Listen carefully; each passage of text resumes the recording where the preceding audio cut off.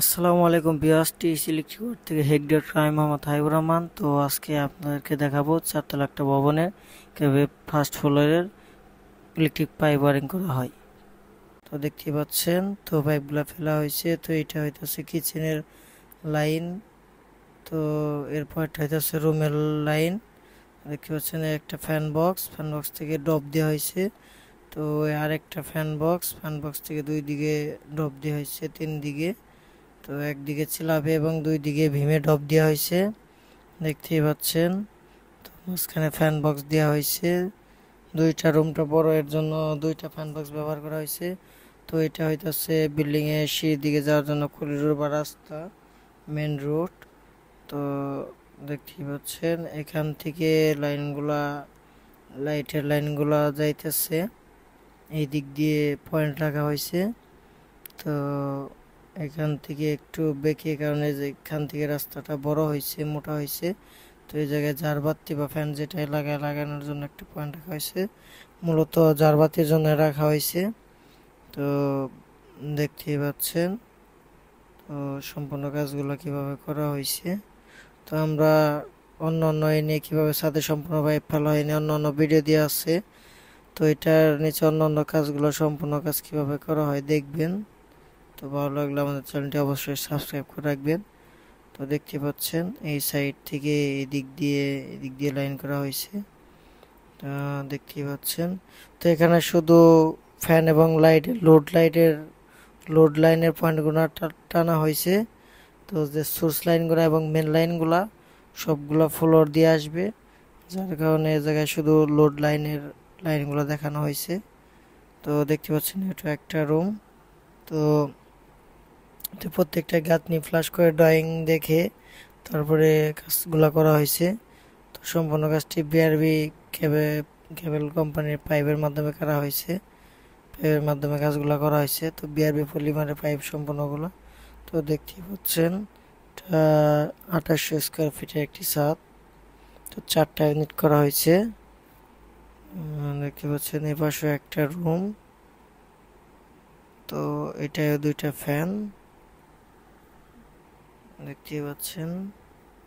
তো এটা একটা রুম, একটা বেডরুম, একটা কিচেন, একটা বাথরুম, এভাবে সিঙ্গেল ইউনিট করা হয়েছে।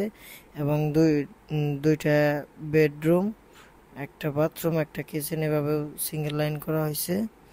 তো দেখতে পাচ্ছেন এখানে গ্রাউন্ড ফ্লোর ফার্স্ট ফ্লোরে কাজ করা হয়েছে।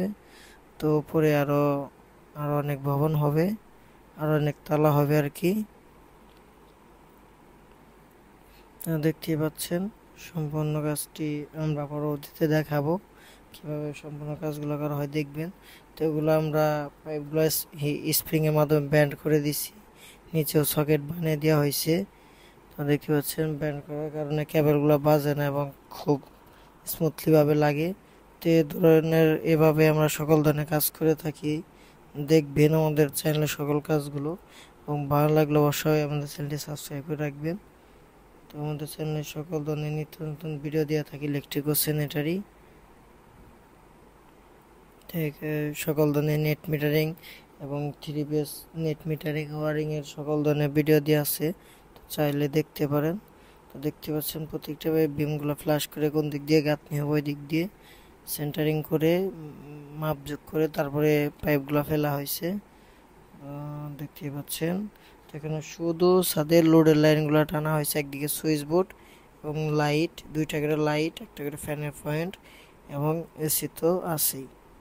তো এইগুলো এসি লাইনগুলো পরবর্তীতে ফ্লোর থেকে হবে। তো এই ধরনের ভিডিও চাইলে দেখতে পারেন, আমাদের চ্যানেলে আরও অনেক ভিডিও দিয়ে আছে। তো এটা হইতাছে কিচেনের লাইন। তো কিচেনের দুই দিকে লাইন দেওয়া হয়েছে, সিলিং এর লাইট থাকবে এবং একদিকে অ্যাডজাস্ট ফ্যান থাকবে, একদিকে সুইচ বোর্ড থাকবে, এইদিকভাবে দেওয়া হয়েছে।